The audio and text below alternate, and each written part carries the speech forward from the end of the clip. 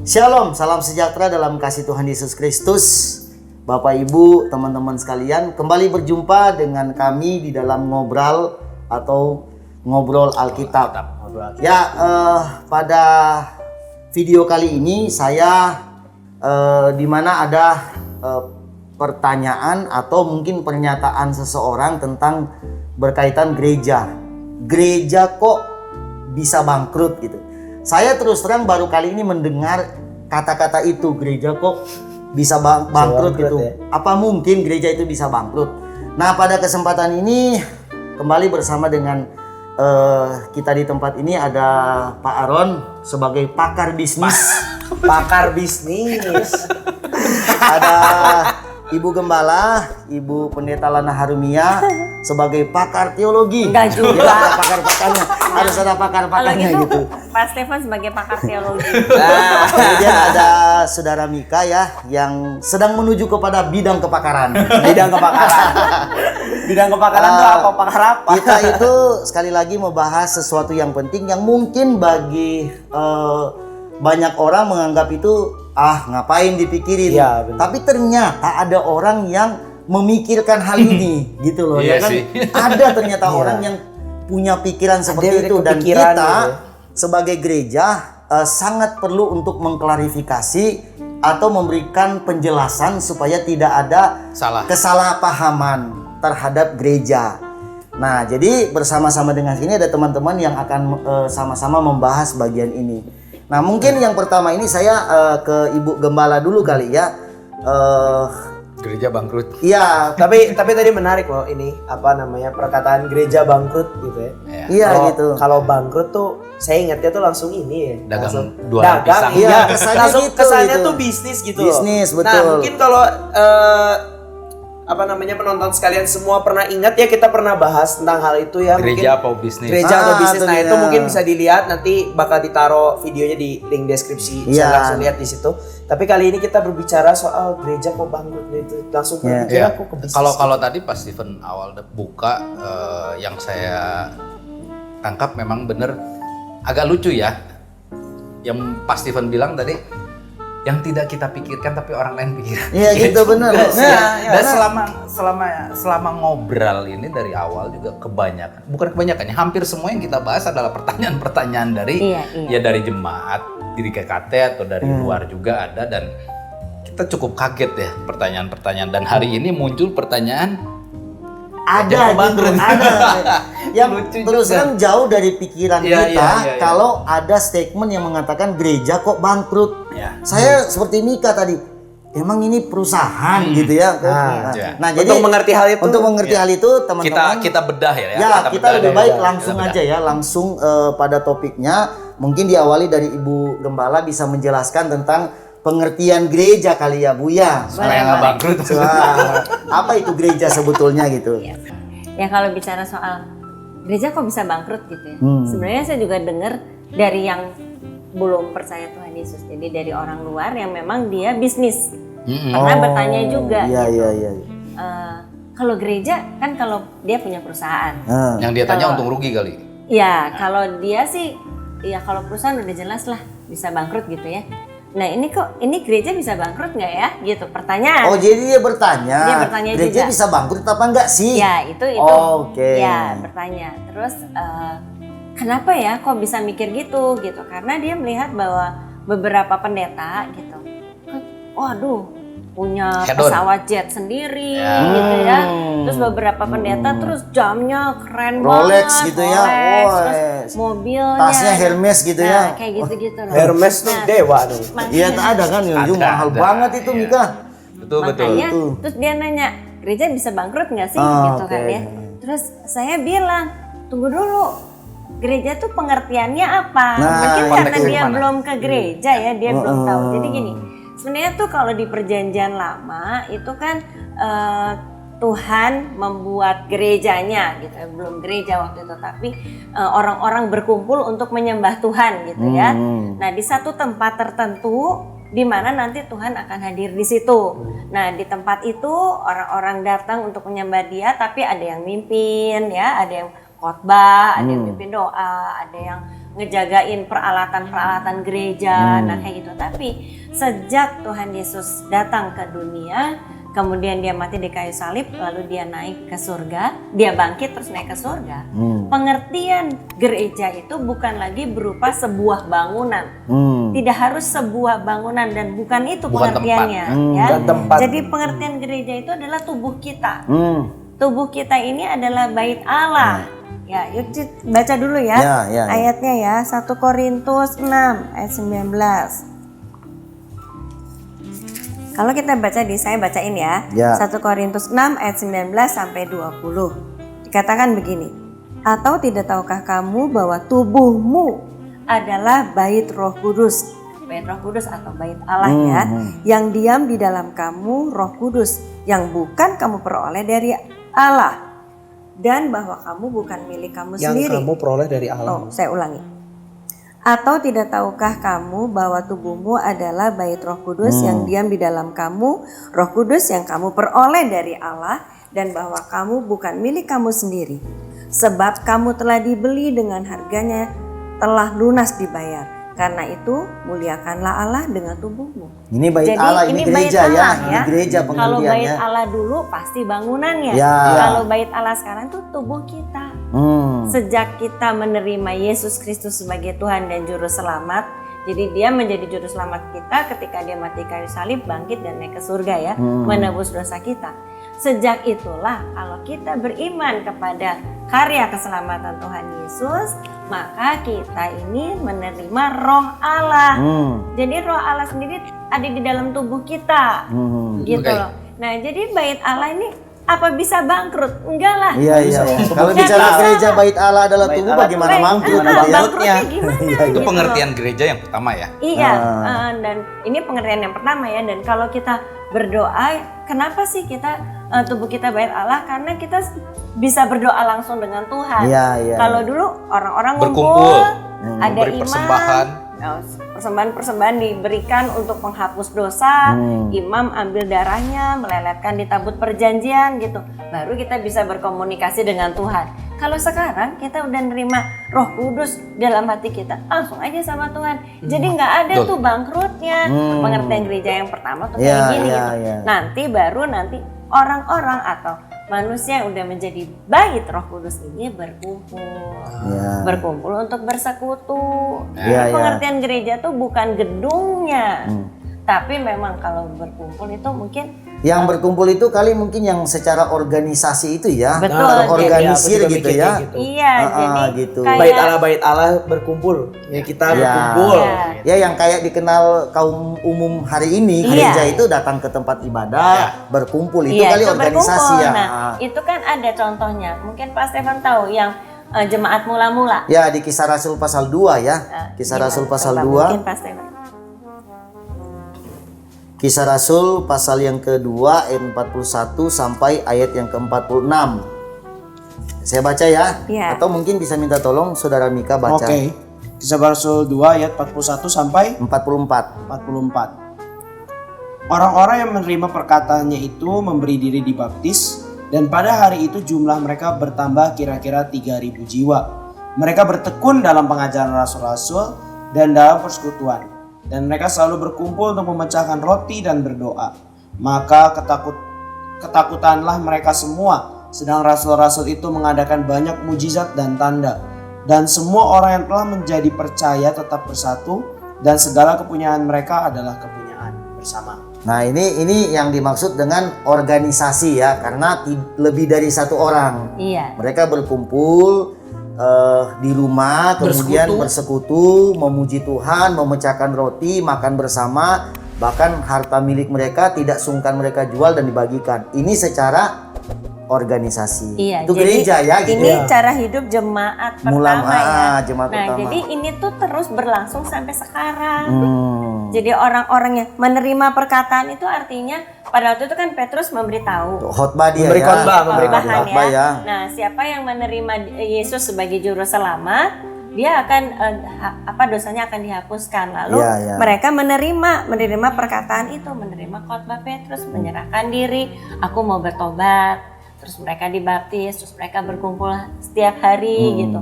memecahkan roti dalam arti kata betul-betul mereka makan bersama dan juga pengajaran mereka belajar pengajaran rasul-rasul. Sekarang kan kita lagi belajar Alkitab. Iya, betul. Jemaat kita ini bait Allah yang berkumpul bersama bersekutu lagi baca diajarin Alkitab juga. Jadi nggak ada kaitan dengan istilah bangkrut tadi ya. Sebetulnya buat saya itu hal yang jauh ya, hubungannya itu nggak ada gitu loh. Karena kalau Ibu tadi sudah membahas tentang itu konsep bagaimana orang bertuhan. Iya. Kan gitu kan, konsep bagaimana orang bertuhan. Dia punya konsep beribadah, berkumpul, memuji Tuhan, ya kan? Nah, menurut pandangan Mika bagaimana nih tentang bagian ini? Menurut pandanganku sih kalau konsep tentang bersekutu gitu ya tadi, beribadah gitu harus membawa persembahan dan segala macam, masuk akal. Kalau memang mereka adalah orang-orang yang tadi dikatakan itu adalah bait Allah yang berkumpul dan mereka bersama-sama membagi hartanya gitu untuk imam. Saya rasa itu sangat cocok dengan konsep yang ada dalam perjanjian lama juga gitu ya. Bagaimana bedanya dulu persembahannya tuh barang gitu ya. Persembahannya tuh kambing, domba dan segala macam gitu ya. Nah, bedanya sekarang ini persembahannya tuh berupa uang gitu ya. Mungkin kita nggak tahu, mungkin di zaman mungkin mata uang kan Romawi kan lebih udah ada praktis mata uang mungkin lebih praktis untuk kita bawa buat Tuhan gitu ya. Walaupun kalau di daerah ada loh yang bawa pisang. Iya pasti. Jadi kalau saya ini sih sebenarnya ini menurut saya ya. Kalau masalah persembahan di dalam sebuah bergereja, organisasi, sebenarnya nggak ada yang mengharuskan bahwa lu semua mempersembahkan tuh uang, nggak ada sebenarnya. Di depan gereja juga nggak ada. Kalau misalnya ada undangan terus kayak undangan merit gitu ya, ada tulis gambar amplopnya, nggak ada. Seakan-akan pemaksaan nggak ada gitu ya. Sebenarnya nggak. Kalau misalnya Anda, yaudah saya cuma punya kambing di rumah, udah ya bebas sih. Sampai hari ini pun bebas. Cuman kalau yang Mika sampein tadi mungkin zaman sekarang orang pakainya uang. Saya pikir lumrah-lumrah saja. Kenapa? Karena memang dipermudah dengan kita persembahan tuh menggunakan materi uang gitu kan, barang itu barang itu kan lebih mudah. Lebih mudah daripada kita bawa kambing nanti sama gerejanya mau dibeliin kambing buat disembahin ke jemaat yang lain atau apa itu terserah. Lebih mudah. Atau dibeliin nasi bungkus untuk Zamannya sekarang sudah berbeda. Tapi dulu juga dipakai sih. Zaman Tuhan Yesus juga persembahannya uang kok. Ya, tapi seperti Saudara Mika tadi menjelaskan, di kampung-kampung aja masih menggunakan media-media itu, misalkan pisang, tadi padi. Mama Ibu Gembala. Nah, karena saya kenal dengan hamba Tuhan yang seperti itu. Oke. Yang memang di sana itu mereka merintis ya, mereka banyak orang-orang yang baru kenal, mereka semua saling barter barang, yang satu barter beras, yang satu barter buah gitu untuk kehidupan. Iya, kalau saya nangkapnya ya memang banyak orang berdalihnya dengan memperkaya kerajaan Allah. Misalnya gitu dengan persembahan. Cuman pertanyaan saya, memperkayanya di mana dulu? Kalau misalnya seperti tadi yang dijelaskan Ibu Gembala di kampung-kampung, itu juga memperkaya. Bisa jadi. Membangun, bukan ya memperkaya itu konteksnya apa dulu? Memperkaya apa ya, dulu nih? Segimana gitu. Kalau misalnya memperkaya, yang dilihat adalah gembalanya pakai Alphard bulan depan gitu. Ya itu terserah lu deh gitu. Tapi buat saya di kampung-kampung juga misalnya, gerejanya belum ada pagar, terus orang nyumbangin kayu apa, itu memperkaya kerajaan Allah juga kan, maksudnya gerejanya jadi punya pagar tuh, itu misalnya contohnya gitu, hal-hal seperti itu. Mungkin kalau pertanyaan berikutnya mungkin terbesit gitu ya di kepalanya penonton semua, mungkin pertanyaan berikutnya itu gini, adalah sebuah keharusan nggak sih memberi persembahan ke gereja? Mungkin itu ya harusnya ya kan? Jadi gini. Tadi kita pertama kan bicara tentang apa itu gereja. Gereja dulu. Kita ini dulu ya, perjelas dulu konsep gerejanya itu. Jadi supaya penonton juga baik jemaat di GKT maupun penonton yang lain bisa mendapatkan gambaran besar bahwa gereja itu berbicara tentang dua hal tadi yang dijelaskan Ibu Gembala. Secara pribadi, sebelum kita masuk ke masalah persembahan, kita jelasin dulu bagian ke masalah serius ya. Serius. Buat saya serius semua sih. Ya pastilah. Ibu Gembala udah jelaskan gereja itu satu bicara tentang pribadi, yang diambil di dalam 1 Korintus. Kemudian yang kedua bicara tentang perkumpulan, persekutuan atau organisasi yang diambil di dalam Kisah Rasul tadi ya. Sekarang sudah dibentuknya organisasi. Jadi kalau dihubungkan dengan perusahaan sangat tidak masuk. Sebetulnya enggak. Nah, ya. Mungkin orang awam yang melihat itu tuh melihat kenapa sih kok pendetanya bisa yang kayak tadi. Bisa kaya sekali. Nah, bentuk-bentuk mata manusia melihat ya. Iya, dan itu menilai. orang awam yang lihat seperti itu. Nah, gitu ya. sekarang kita ingin saya ingin bertanya kepada teman-teman tentang gereja atau hubungan gereja dengan keuangan. Tadi sudah disinggung oleh Saudara Mika tadi ya, hubungan antara gereja dan keuangan. Nah, bagaimana nih teman-teman pengertian? Mungkin Mika bisa lanjut aja dengan pembahasan tadi gitu. Yang tadi itu kan kalau misalnya kita balik lagi intinya tuh adalah tentang tadi gereja kok bisa bangkrut gitu. Iya. Mungkin di pemahaman orang awam itu adalah berpikir bahwa persembahan itu tuh adalah untuk tidak bangkrut gitu, ngerti kan? Persembahan itu cuannya. Basically kita nggak boleh iya dong, itu adalah pemikirannya dia. Iya, bebas Kalau misalnya aja gitu tidak ya. ada orang yang memberi persembahan, maka gerejanya bangkrut. Iya, Gitu kan? Pemikirannya pasti begitu kan? Ya logisnya ya secara manusia secara gitu. logisnya seperti itu. Iya, Tapi sebenarnya konsep dari persembahan itu sendiri itu tuh udah dari zaman Tabernakel Musa juga udah ada perjanjian lama ya. Membawa persembahan gitu ya. Bahkan kalau penonton semua baca di Keluaran tuh pada waktu mau membangun kemah persekutuan itu, tabernakel itu tuh semua dari suku Israel itu mempersembahkan secara sukarela barang-barangnya semuanya untuk membangun itu. Bentuknya ada yang uang, ada yang kayu, ada yang apapun. Karena sudah ada uang. Sudah ada uang ya. Ada emas juga kan gitu. Nah, terus kemudian baru Tuhan menempatkan Lewi. Suku Lewi yang tugasnya adalah untuk mengelola tabernakel itu. Dan memang kalau di dalam pembagian tanah Israel pun Lewi itu tidak mendapat bagian karena Lewi itu dikhususkan untuk melayani Tuhan. Nah, di dalam kisah Nehemia, jadi Nehemia ini itu tuh setelah pembuangan mereka balik lagi kan ke Yerusalem untuk membangun kembali Bait Allah dan semuanya dan ditata lagi semuanya. Tadinya semuanya berantakan kan gara-gara mereka dibuang, mereka kembali lagi, mereka mau nata lagi semuanya nih dari awal. Nah, Nehemia mengembalikan konsep itu. Konsep yang dari zaman Musa dulu udah ditetapkan. Di dalam Nehemia 13 nih. Di dalam Nehemia 13 ayat 10 sampai dengan ayat yang ke-14. Juga kudapati bahwa sumbangan-sumbangan bagi orang-orang Lewi tidak pernah diberikan. Sehingga orang-orang Lewi dan para penyanyi yang bertugas masing-masing lari ke ladangnya. Aku menyesali para penguasa, kataku. Mengapa rumah Allah dibiarkan begitu saja? Lalu kukumpulkan orang-orang Lewi itu. Kukumpulkan orang-orang Lewi itu dan kukembalikan pada tempatnya. Maka seluruh orang Yehuda membawa lagi persembahan persepuluhan daripada gandum, anggur, dan minyak ke perbendaharaan. Sebagai pengawas pembendaharaan, kuangkat Imam Selemnya dan Zadok, seorang ahli kitab, dan Pedaya, seorang Lewi. Sedang Hanan bin Zakur bin Matanya diperbantukan kepada mereka. Karena orang-orang itu dianggap setia. Mereka diserahi tugas untuk mengurus pembagian kepada saudara-saudara mereka. Ya Allahku, ingatlah kepadaku karena hal itu dan janganlah hapuskan segala perbuatan bakti yang telah kulakukan terhadap rumah Allahku dan segala pelayanan di dalamnya.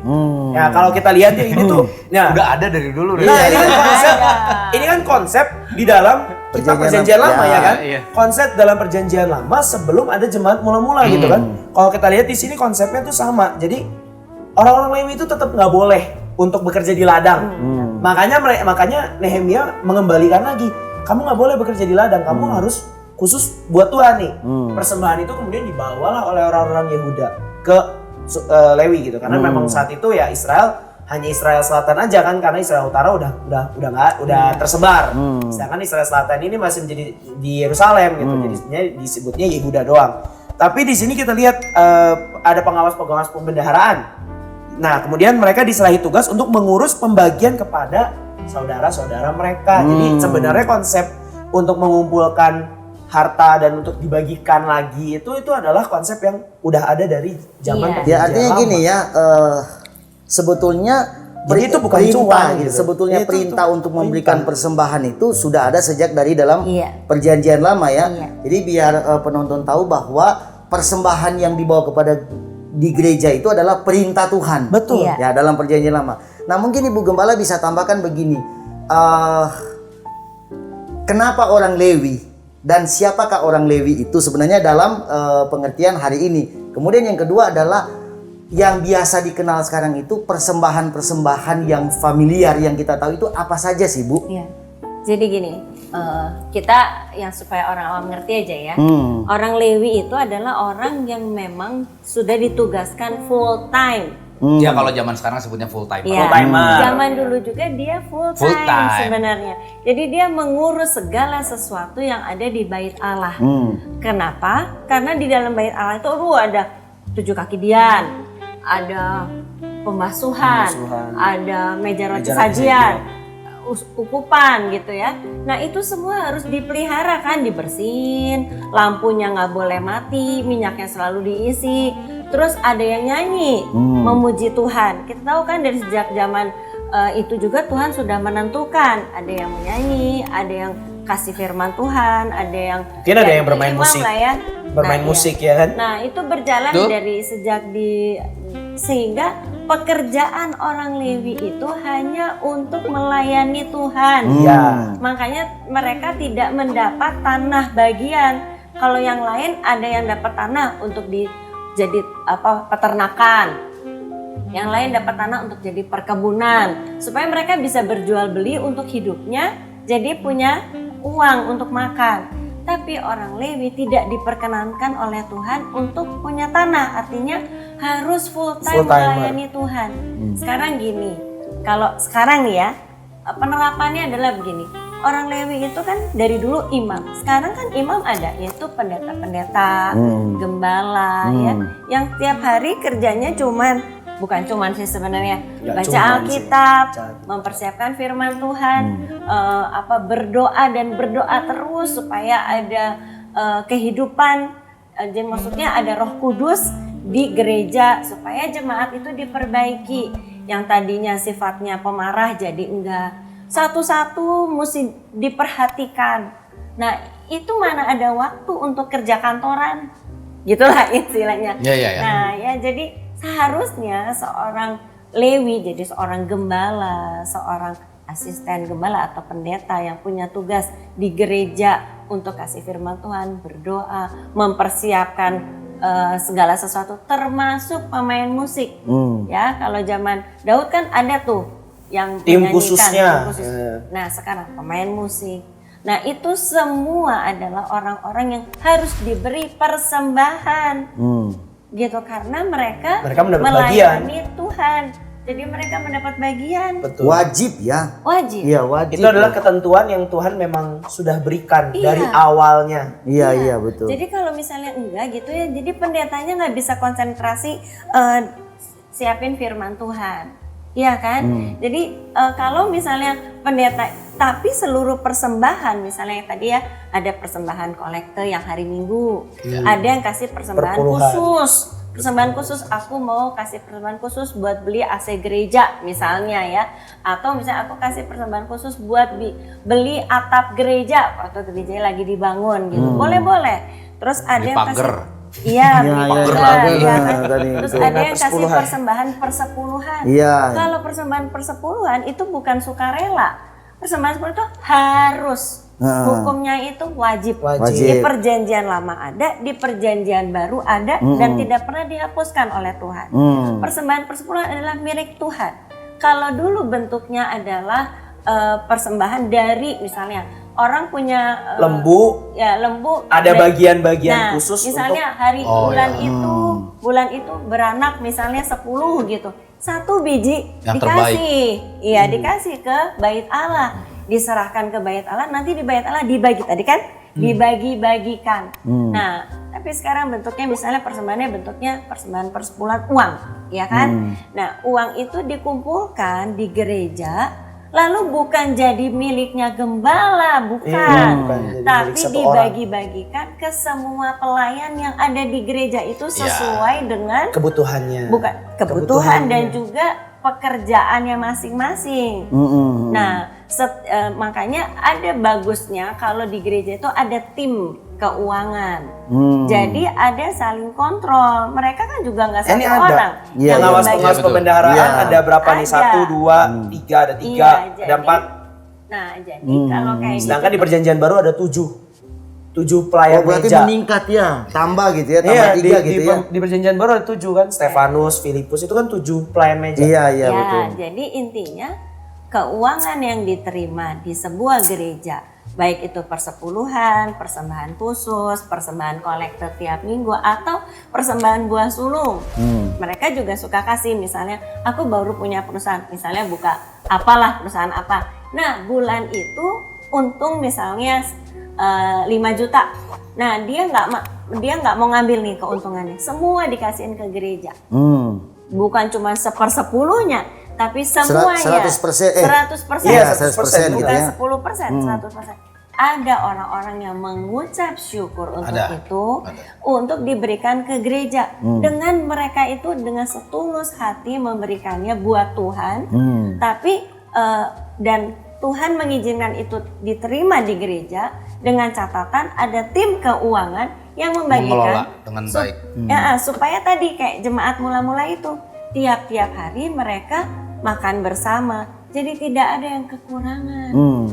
Nah, jadi kalau saya lihat dari pertanyaan teman saya itu, nah mungkin Aaron punya pemikiran mungkin ya, kenapa kok orang bisnis kok bisa mikirnya, oh itu gembalanya tuh pemimpin lah menurut dia, makanya bisa bangkrut nggak ya kalau pemimpinnya punya jet pribadi, punya mobil yang mewah gitu. Nah terus bisa bangkrut nggak ya? Terus mereka jadi mikirnya, ya iyalah karena kan dikasih sama jemaatnya. Itu bukan soal memberi buat satu orang sebenarnya. Ini konsep bangkrut ini loh Ron, ini yang menarik kali buat mungkin punya pengalaman gitu. Iya, jadi sebenarnya dari tadi juga saya mempertanyakannya sebenarnya gini loh. Yang pertama, barusan dari awal sampai sekarang tuh sudah dijelaskan sebenarnya dengan detail ya, sebenarnya apa sebuah gereja itu, apa sebuah organisasi gereja itu ya. Kita bicara gereja ya. Siapa aja pengurus-pengurusnya. Betul, dan semuanya secara detail itu udah. Bahkan ini rasanya buat saya sudah kedua kalinya Ibu Gembala menjelaskan. Waktu dulu sepintas memang, dan ini lebih detail ya. Ini lebih detail. Tapi kalau misalnya itu coba tonton yang kemarin. Tapi oke, sampai situ ya. Nah, saya bingung maksudnya dengan pertanyaannya gereja bangkrut. Karena kalau sampai pembahasan barusan itu sudah nggak bisa dipertanyakan. Ya kan, yang udah jelas jelaskan itu, jelas banget tidak tuh. ada arah kebangkrutan dari sebuah gereja gitu kan, karena memang tidak ada yang namanya gereja ya kan. Gak ada unsur cari untung rugi. Iya, satu. Tapi sekarang kita ini deh, kalau kita bicara teologis akan sulit buat orang awam menerima. Iya, betul, ya kan? betul. Nggak semudah itu orang awam bilang, kenapa di gereja gini? Karena dipelihara Tuhan. Nggak semudah itu orang awam akan menerima. Belum ya nyampe kan? dia otaknya gitu. Tapi sekarang gini, oke, saya akan jabarkannya sedikitnya seperti ini. Kita nggak bisa bicara masalah untung rugi. Satu, oke, kita bicara secara umum aja ya. Nah, secara umum gereja itu yang resmi aja ya, bernegara, kita hidup di Indonesia. Di negara lain mungkin akan lain-lain. Kita bicara di Indonesia. Di Indonesia harus terdaftar. Itu nggak cuma gereja loh, sebenarnya semua tempat ibadah dan lain-lain. Apapun itu ya. Ya, nah terdaftarnya pertanyaannya adalah sebagai apa? Di kementerian. Yayasan, ya kan? Yayasan itu berarti yayasan dengan turunan-turunan ke bawahnya kita bisa tahu yayasan itu tidak memiliki profit. Enggak, jadi ya sosial. Iya kan, dinas sosial non profit. Ya kan? Anda juga kalau lihat yang YouTube misalnya kan ada aturannya segala macam. Ini tempat apa? Non profit, aktisem apa segala macam. Karena memang tidak ada profit. Nah, sekarang kalau misalnya udah sampai situ aja orang masih mempertanyakan untung dan rugi. Nah, yang saya pikir ini di mata, oke, saya ngerti. Maksudnya penangkapannya saya ngerti. Mereka lebih banyak melihat di kacamata manusia. Kacamata manusia secara organisasinya ya. Karena oke, kita bisa bicara bahwa nggak semua yayasan itu rugi, untung atau misalnya plus plus gitu ya, karena memang ada yayasan-yayasan yang ternyata besar ya kan, sumbangannya besar dari luar negeri, dari mana segala macam, bebas sih sebenarnya ya. Nggak ada ketentuan di Alkitab bahwa gereja itu harus nggak punya untung, gereja itu harus cuma datar gitu, enggak juga sih sebenarnya. Nah pertanyaannya, kenapa Anda sampai bertanya gereja bisa bangkrut? Bangkrut apa enggak sih? Mungkin, Iya. mungkin kalau bangkrut ya, kan lawan katanya tuh sukses. Sukses. Nah, Cuan. Pertanyaannya tuh gereja sukses tuh gimana? Nah, saya mau tanya selanjutnya adalah itu. Saya mau tanya, menurut Anda gereja yang untung, gereja yang sukses itu seperti apa? Iya, gitu. Nah, lalu bangkrut gereja ini, pertanyaannya adalah bangkrutnya gimana gitu. Karena misalnya saya belum kaitkan dengan bukan bisnis ya, dengan perusahaan. Saya belum kaitkan. Saya masih bertanya-tanya gini. Sekarang kalau misalnya dibilang gerejanya bankrutnya gimana gitu, karena kalau dijelasin dari tadi juga nggak ada arah ke Tutup bangkrutan. kali. Oke, kita bicara gerejanya tutup misalnya, Iya, gereja tidak beroperasional kembali Iya. lah Ya, gitu ya. itu standar bangkrutnya ya. Standarnya, oke. Iya, Nah, iya. saya nggak tahu selama ini, jujur ya, selama pengalaman saya belum pernah mengalami hal itu. Kalau misalnya teman-teman atau jemaat yang lain yang nonton ini, saya cukup banyak berkeliling. Bukan sengaja gitu kelilingan, enggak, tapi nggak tahu ya kalau dibilang secara teologisnya, ya Tuhan menempatkan saya di gereja kayak dari sini udah berjalan, saya pindah lagi bantuin di sini, ngajar di sini gitu kan. Cukup banyak melihat gereja ya. ya. Tapi jujur, untuk mengalami kebangkrutan gereja saya belum pernah. Maksudnya sampai gerejanya tutup, saya belum pernah gitu. Sebesar apapun gerejanya, sekecil-kecilnya apapun gerejanya, lokasinya di kota, di kampung, di desa, saya belum pernah mengalami itu. Karena saya akan sedikit teologis, karena Tuhan pelihara. Iya. Yang pelihara Tuhan. Jadi bukan uangnya, bukan profitnya gitu. Kalau itu bicara itu bukan profitnya, makanya saya bilang gereja banget. Saya belum pernah. Nah, tapi kan Aaron pernah juga menceritakan mungkin di yang lalu ya, bahwa ada orang yang bikin gereja tapi jadi bisnis gitu.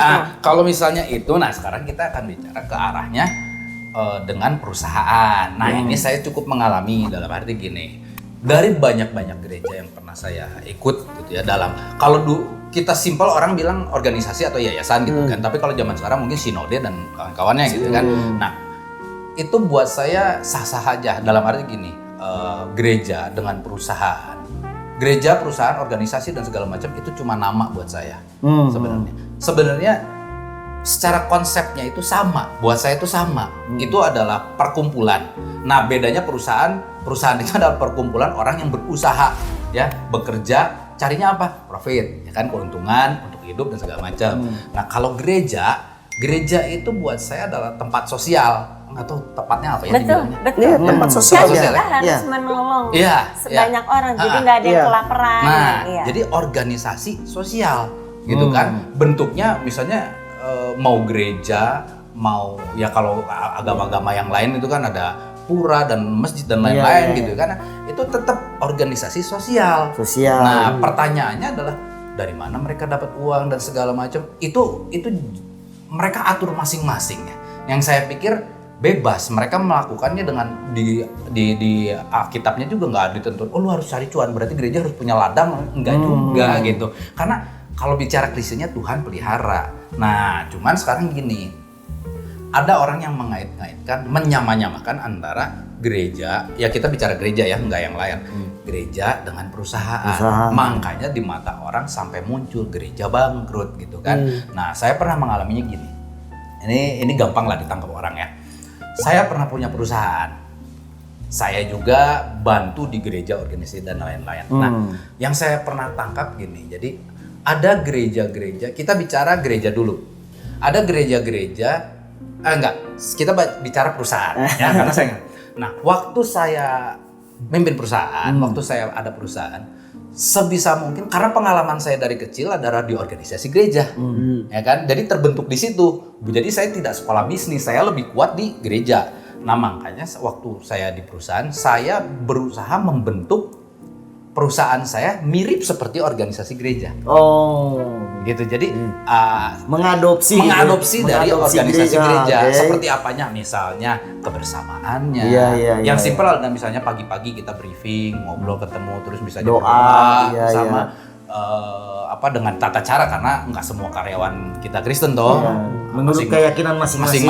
Gitu. Oke. Jadi saya mengadopsi itu. Nah, buat saya sih plus minus ya, mau baik atau tidak hasilnya itu semua pasti ada plus minusnya. Tapi Iya. buat saya merasa nyaman di situ. Itu satu. Tapi setelah saya lebih masuk lagi di organisasi, misalnya lebih organisasi gereja, yang saya lucu, gereja mengadopsi Sistem perusahaan. perusahaan. Gitu. Nah, iya, iya. makanya saya wajar dengan pertanyaan ini, mungkin ada orang yang berpikir ke situ. Jangan-jangan yang penanya ini mungkin pernah ngelihat- melihat kasus itu kali ya. melihat, Yang atau mungkin kali tapi mungkin memang lebih terlihat pasti. Menemukan lah ya. Maksudnya secara awam juga orang akan lebih mudah melihat ke arah bahwa gereja itu sebuah organisasi yang kayak perusahaan, dalam arti dia punya untungnya besar. Kenapa? Karena yang seperti yang tadi bilang, gembalanya atau pendetanya bisa punya jet pribadi, ya kan? Atau yang umum lah, gembalanya jasnya juga harganya berapa, misalnya macam-macam. Kita nggak ngomongin gembala atau gitu juga. Sama pemusiknya juga sama. Mungkin saya seorang pemusik, saya sering perhatiin, saya bisa tahu sebuah gereja ini banyak duit atau enggak itu dari gitarnya juga saya tahu gitu kan. Dari keyboardnya, merek yang dia pakai berapa, harganya berapa ratus juta, kita bisa tahu gitu. Tapi pertanyaannya adalah yang tadi Mika tanya, standar sukses atau bangkrutnya sebuah gereja itu dilihatnya dari apa? Iya, dari apa? Nah, Ya itu, kan? iya. Kembali lagi coba Anda pertanyakan, kalau misalnya Anda bertanya gereja bangkrut atau apa, tanya di situ. Ukuran bangkrut itu atau dimulai dari sukses mana itu gitu? dari mana? Ya Karena kan? kita memang tidak pernah menemukan di Alkitab juga Tuhan bilang jangan sampai gereja bangkrut. Nggak misalnya. ada. Karena memang tidak ada. Ya pertanyaannya, keuntungan yang dicari di gereja apa? Ya, Iya. Karena bukan materi sih. Ya, sampai sini kita semua bisa mengerti ya. Iya. Jadi kita nggak bisa punya pemikiran bahwa gereja itu bangkrut atau apa, enggak. Karena memang gereja non profit. Jadi nggak mungkin ada pilot gitu Iya. ya. Iya. Karena non profit nggak Iya. mungkin ada. Bangkrut tutup gitu ya. Iya, cuman memang kalau melihat dari seorang gembala yang sudah punya jet pribadi dan sebagainya, kita harus itu dapur dia sih sebenarnya. Iya. Cuman kita harus lihat dari seluruh jemaat yang dia pimpin, sudahkah semua jemaatnya hidup berkecukupan? Nah, ya? itu kelanjutannya. Itu kembali Itu lagi ke tadi kelanjutannya ya. masalah sosial Iya. ya. Jadi seorang gembala itu memberi makan kepada jemaatnya kan. Nah itu jasmani dan rohani. Betul. Terutama memang rohani. Betul. Tapi ketika ada jemaat yang nggak bisa makan, Secara jasmani iya, gitu. atau misalnya jemaatnya sakit tapi nggak bisa ke rumah sakit karena memang ada dana, kita harus kembalikan ke gembalanya. Otomatis Kalau menurut tanggung jawab saya gereja ya. Harusnya sih Gitu. gembala dan tim dari gereja itu bisa ada prioritas. Ini yang mana gitu. Ya. Dan tim dari gereja itu harus tim keuangan, maksudnya itu harus betul. Masa memberkati gembalanya aja. Sedangkan di Alkitab ditulis janda-janda dan orang miskin itu harus menjadi tanggung jawab gereja. Nah, itu Kan itu. Iya. Nah, jadi kembali ke soal tadi Pak Stefan. Mungkin Pak Stefan juga bisa ngambil kesimpulan gitu ya. Bisa Nggak- menyimpulkan. nggak mungkin kan gereja pilot. Iya, Berarti artinya gini, kalau mau pertanyaan ditambahkan nanti Mika bisa sedikit menjelaskan. Kita masih menarik pada masalah kenapa Alkitab Tuhan tidak menghapus perintah untuk memberi persembahan persepuluhan, persembahan kolektor dan sebagainya, ada banyak ya. Mungkin karena itu Mik ya, salah satu alasannya adalah karena itu dialokasikan untuk pelayanan tadi yang Betul. disinggung oleh bagaimana? Ya itu kan tadi yang seperti yang tadi kita sudah baca di Nehemia sama ini kan, jemaat mula-mula. Iya, iya, Di iya. mana di situ dibentuk tim pengelola. Tim pengelola gitu Tim ya. pengelola untuk keuangan, untuk apapun Segala persembahan segala lah persembahan yang diberikan itu dikelola kembali untuk keperluan dari orang-orang yang membutuhkan. Ya seperti kalau janda-janda dan miskin. fakir miskin yang terabaikan, iya. akhirnya mereka membentuk 7 pelayan 7 meja, pelayan. kemudian ayo kita melaksanakan itu. Dan tepat seperti apa yang tadi Ibu Gembala sudah bilang, bahwa ya segala sesuatu harus dipersiapkan oleh justru gembala dengan gereja itu dengan gitu. timnya, dengan Timnya. gereja itu, dengan Juga orang, dipakai dengan untuk- Lewi. Kita pakai Ya, pakai juga istilah dipakai Lewi. untuk pelayanan penginjilan, pelayanan semua. segala macam ya. Jadi jangan jadi kita pandang sekarang, jadi kita ubah mindsetnya bahwa persembahan itu bukan cuan, bukan.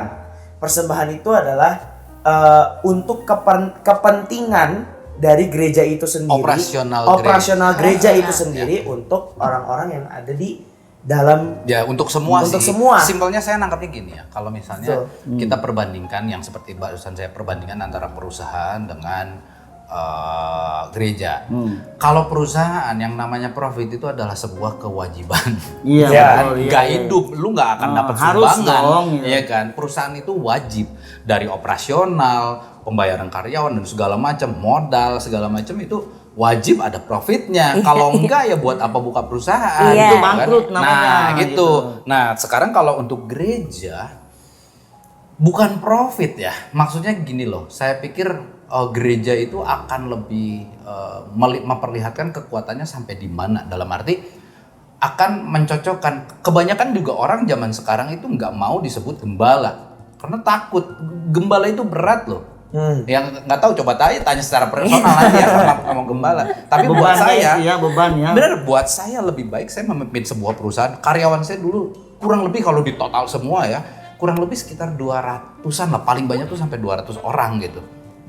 Dulu terasanya berat gimana gitu ya, karena banyak orang, banyak kepala, banyak pemikiran. Tapi di gereja saya pikir buat saya lebih berat loh. Maksudnya lebih nggak mudah, apalagi dengan seorang gembala. Nah makanya zaman sekarang orang jarang banget mau disebut gembala. Zaman sekarang jarang banget, yang saya lihat jarang mau dibilang gereja. Makanya mereka bilangnya kita bukan gereja, kita community center. Karena gereja itu punya tanggung jawab, nggak mudah gitu, betul. nggak mudah. Kalau perusahaan dia punya tanggung jawab sama karyawan, udah itu doang, ya kan? Perusahaan tanggung jawabnya situ bisa bayar karyawan, penyembang segala macam. Gereja kan nggak bisa, karena tidak gembala seorang. Di Iya. dalam sebuah gereja yang saya tahu, yang saya pernah alami, bukan tanggung jawab gembala gereja itu, tanggung jawab semua, Sama gitu ya kan? Sama Ge- pelayan ya. Iya, dibilang kalau misalnya dibilang mudah itu sama sekali tidak. Kalau dibilang profit Anda salah. Iya. Selama yang saya alami jujur kalau ya sekarang gini, ada dua mata yang memandang. Yang satu orang yang mengerti, yang mengalami dan segala macam dia tahu. Nah, ada satu lagi yang memang ya awam sama sekali tidak tahu. Makanya dia pertanyaan itu muncul karena secara umum yang terlihat adalah secara manusia ya, secara umum yang terlihat adalah untung dan rugi.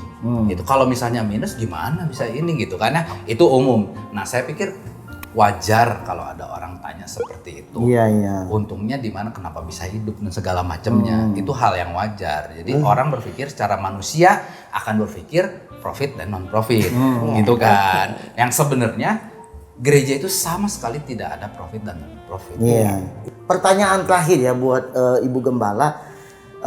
Jadi begini, kalaupun ada gejala atau ada kejadian kasus yang terjadi di mana gereja tutup, kita katakanlah itu bangkrutnya ya, tutup ya, tapi bukan ya, nggak ada. Nanti gue mau nambahin dikit, lanjutin Ya, dulu. jadi gereja tutup, benar-benar tidak. Nah, kira-kira menurut pandangan atau pendapat Ibu Gembala, apa yang menjadi alasan sehingga gereja kok itu bisa tutup gitu loh? Ya. Nah, mungkin ada pandangan dari Ibu Gembala sebelum Ya. Pak Aron akan menambahkan Ya. gitu. Sebetulnya dari pengalaman ya, dari pengalaman.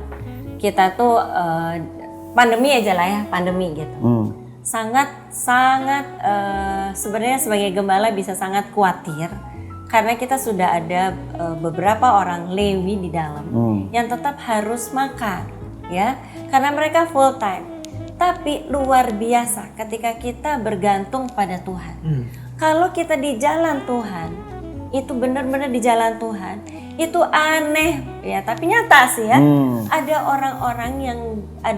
orang-orang tertentu yang dulu pernah berjemaat tiba-tiba kirim persembahan.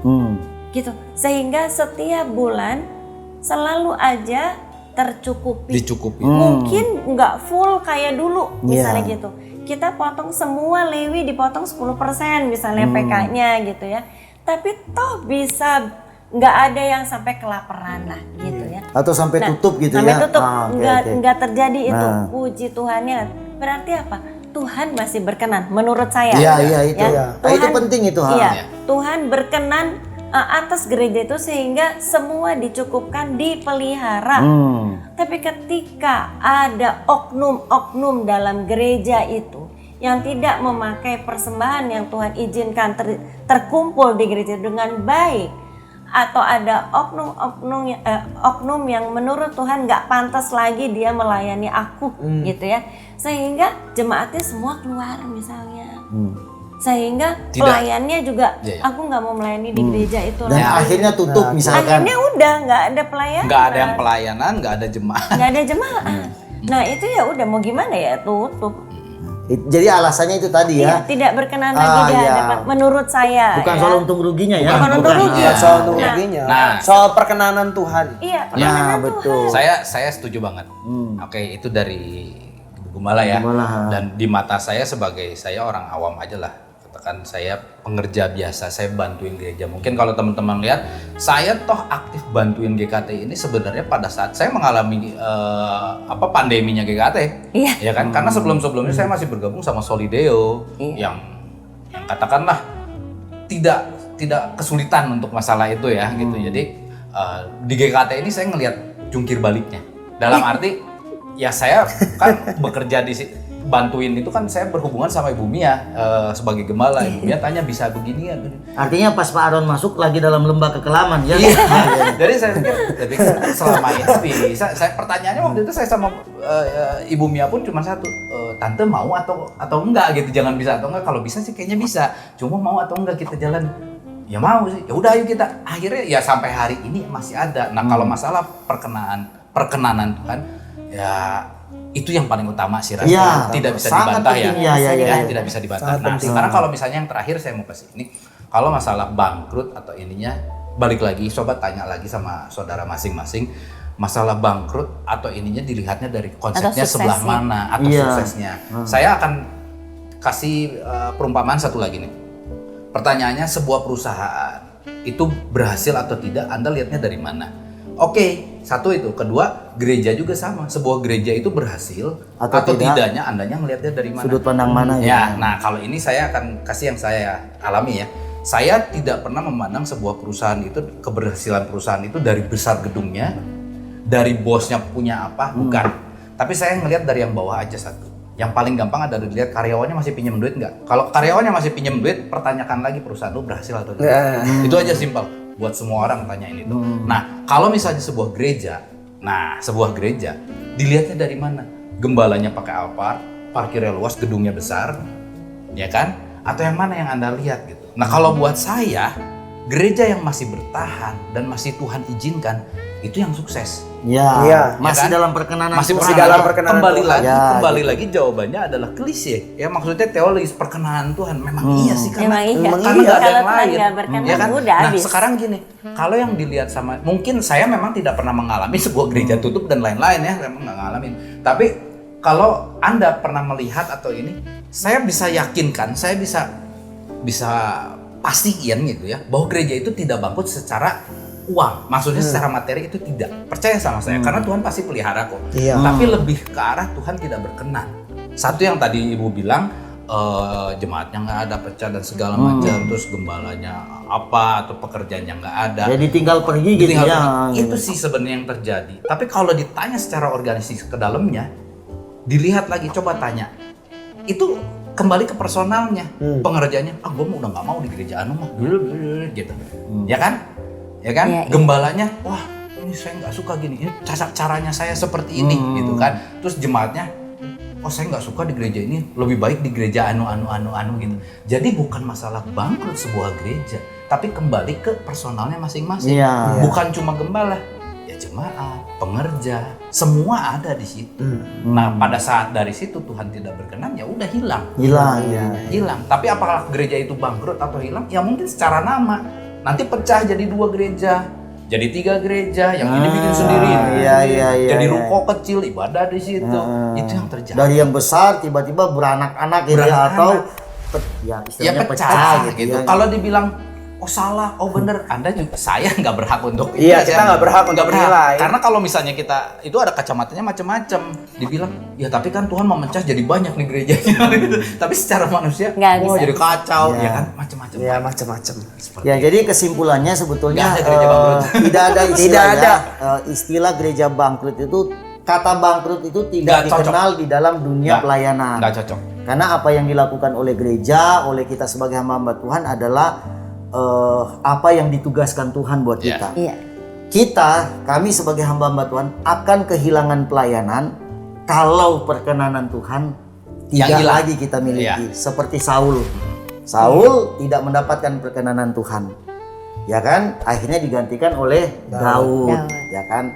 Anak mantunya sendiri gitu. Jadi pesan buat kita semua para jemaat Tuhan di Gereja Keluarga Tabernakel Induk Bandung, Serta juga para buat penonton yang menonton channel ini, percayalah bahwa bersama kita melayani Tuhan itu kita melayani bersama dengan Tuhan. Jadi ketika kita mengalami peningkatan dalam pelayanan, kita tetap bersama dengan Tuhan. Ketika kita mengalami penurunan menurut pandangan Tuhan, kita masih tetap bersama dengan Tuhan. Iya. Yang paling penting adalah miliki perkenanan Tuhan dalam hidup kita masing-masing. Maka jangan takut rugi, jangan takut bangkrut, jangan takut berpikir, oh nanti gua bangkrut. Enggak, Nggak ada. kita akan tetap sukses bersama dengan Tuhan. Demikian apa yang kita obrolkan pada kesempatan ini. Terima kasih Pak Ron. Terima kasih Ibu Gembala, terima kasih Sama-sama. Mika, terima kasih Pak Stephen, terima kasih Dan juga- kameramen kita gitu. Dan juga kalau untuk penonton semua, kalau memiliki pertanyaan yang lain, bisa banget Oh, untuk iya, iya. ditulis di kolom komentar. Kolom komentar, ya. Dan juga atau bisa disampaikan kepada kita secara japri juga nggak apa-apa. Nanti kita bakalan coba olah lagi di ngobrol yang akan datang gitu ya. Kan kalau saudara lihat ngobrol kita yang sekarang, wah ini mendetail. Nah itu nanti siapa tahu pertanyaannya mau dijawab lebih detail. Silahkan. Berhubung waktu sudah habis, kita akan jumpa kembali pada episode berikutnya. Jangan lupa subscribe, like, komen, dan share video ini sebanyak-banyaknya. Tuhan Yesus memberkati kita. God bless you. God bless you. Shalom. Shalom.